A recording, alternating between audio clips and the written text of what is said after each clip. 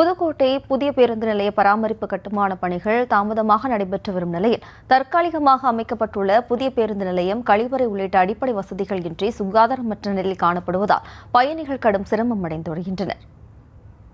இப்போது புதுக்கோட்டையில் bus stand கட்டிகிட்டு இருக்காங்க. புது பஸ் ஸ்டாண்டு உடச்சி கட்டிகிட்டு இருக்காங்க. அது கட்டுற வரையும் டெம்பரவரியாக பஸ் ஸ்டாப்பு போட்டிருக்காங்க. பஸ் ஸ்டாண்டு இந்த பஸ் ஸ்டாண்டில் பார்த்தீங்கன்னாக்கா தூசிகள் ரொம்ப அதிகமாக இருக்குது. இதனால் மாசு இது அதிகமாக இருக்குது. மூச்சு விடுறதெல்லாம் ரொம்ப சிரமமாக இருக்குது. தூசி அதிகமாக இருக்குது. மற்றபடி இந்த கடையில் வச்சுருக்க தின்பண்டங்கள்லாம் பார்த்தீங்கன்னாக்கா தூசி அதிகமாக இருக்குது. மற்றபடி பார்த்தீங்கன்னாக்கா ரொம்ப விரைவாக பஸ் ஸ்டாண்டு கட்டி முடித்தாக்கா நல்லாயிருக்கும். இது தொடர்பான கூடுதல் விவரங்களோடு இணைகிறார் நமது செய்தியாளர் பாக்யராஜ். வணக்கம் பாக்யராஜ். விவரம். புதுக்கோட்டை புதிய பேருந்து நிலையத்தை இடித்து புதிதாக கட்ட கடந்த 2024ஆம் ஆண்டு அக்டோபர் மாதம் 9ஆம் தேதி 18,90 லட்சம் கோடி நிதி ஒதுக்கீடு செய்யப்பட்டு அடிக்கல் நாட்டப்பட்டது.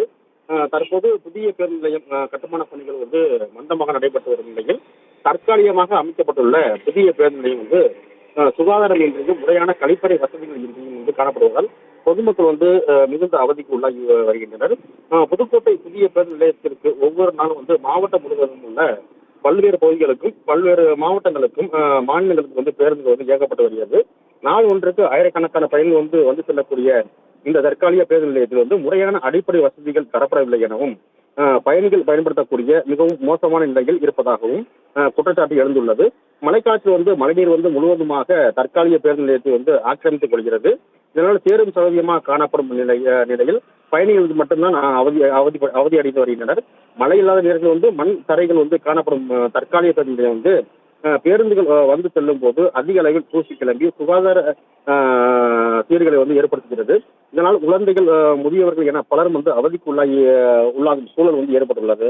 இது மட்டுமின்றி தின்பண்டங்கள் பொதுவெளியில் வைத்து விற்கப்படுவதால் அதில் படியின் தூசிகளாலும் சுகாதார சீர்கள் ஏற்படுவதாக பொதுமக்கள் குற்றம் சாட்டுகின்றனர். எனவே அங்கு நடைபெறும் புதிய பேருந்து நிலைய கட்டுமான பணிகளை விரைந்து முடித்து பயன்பாட்டுக்கு கொண்டு வர வேண்டும் என இந்த பயணிகள் கோரிக்கை வைத்துள்ளனர். விவரங்களுக்கு நன்றி பாக்யராஜ்.